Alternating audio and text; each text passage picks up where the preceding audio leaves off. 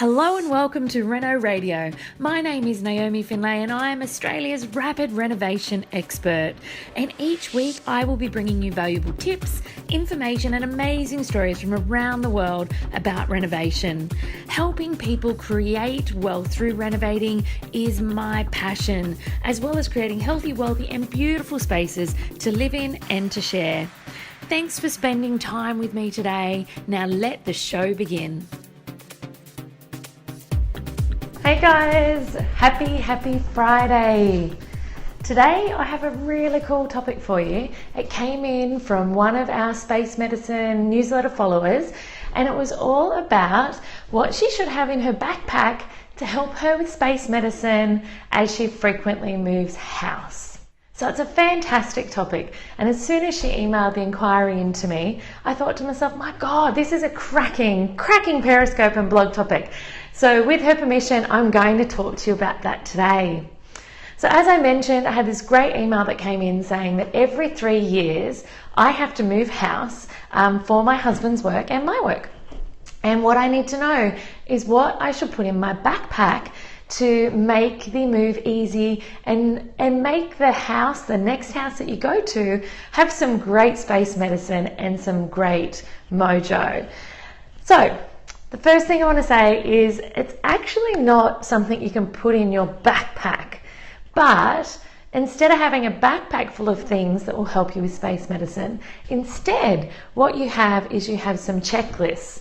And there are two main checklists that I want you to have and I want you to use every time you go to a new property, so that you can ensure that you're doing the most you can to make sure that that new place prescribes as much space medicine as possible for you.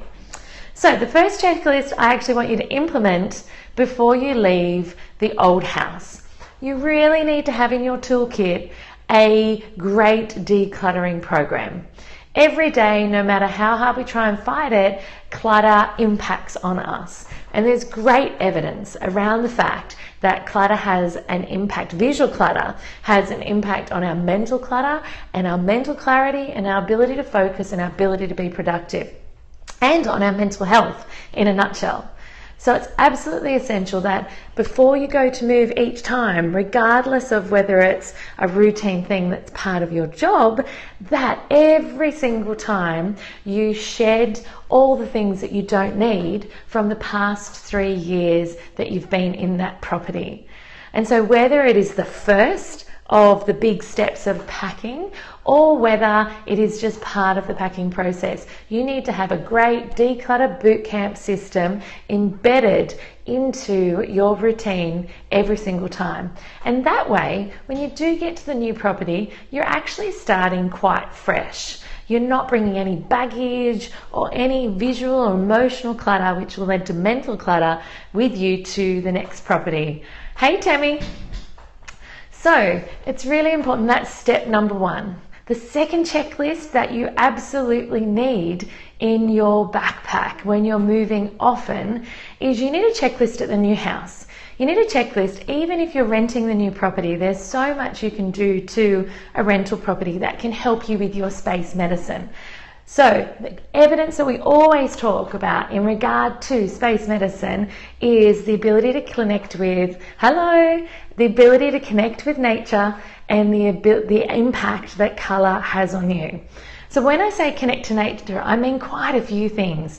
So it is not only the ability to have natural light in a space, but the ability to have breeze in a space, and the impact of a view out a window and what that does to us. So the first thing on your checklist when you get to that new property needs to be looking at the windows. So I want you to look at the windows from the perspective of how much light can they give you, how much air can they give you, and what view can they fill your soul with. Because we know that there is significant evidence to say that our connection with nature is what affects our creativity, productivity, well-being, mental health, and efficiency.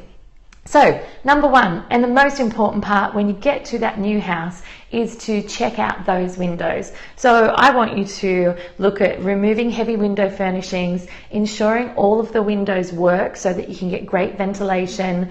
I want you to also check to see if there are any external shutters that, without compromising your thermal insulation and integrity, whether removing or having pulled back some of those thermal shutters are going to allow you to connect with nature that little bit more. And the final thing I want you to look at with those windows is I want you to check out for security screens. So we often use, the crim-safe security screens or the good old-fashioned crisscross mesh security screens, but they cut down around 20% of the light. So if it's not an essential part of the security in the area and it's something that's maybe left and on and on and on, no, at this point, or you know what, from a feng shui perspective, Tammy, there probably is a lot of evidence on that. But from a space medicine perspective, there's been no solid data that's come in to say one side of compass direction is better than another. However, it's obvious and normal to say that a north-facing window is the most ideal window in the house. It's going to get the best amount of natural light without any direct light, and hence no insulation or thermal protective worries. But I haven't read any evidence about that with space medicine, but I do know that from a design perspective. And the last big tip I'm going to leave you with today is the view out our window is so, so important when it comes to space medicine. It's so essential. So many of us in suburbia, often we're looking at a fence or a retainer wall, or in town, you may be looking at the opposite side of a block of units. But there are some amazing, artificial or transplanting methods that we can use to bring nature to our window. It may be an externally mounted window box. It may be a wall of greenery mounted on the side of the fence outside that window. There are so many things we can do to prescribe space medicine to ourselves. So I think this topic's actually heaps bigger than I thought, and I may have to give you some more on it next week, because all we've got to today is decluttering and before we leave, and the importance of assessing our windows when we get to the new house. But that's all we have time for today. I promise I won't leave you hanging, and I will bring you more on this next week. But for now, have a fantastic day.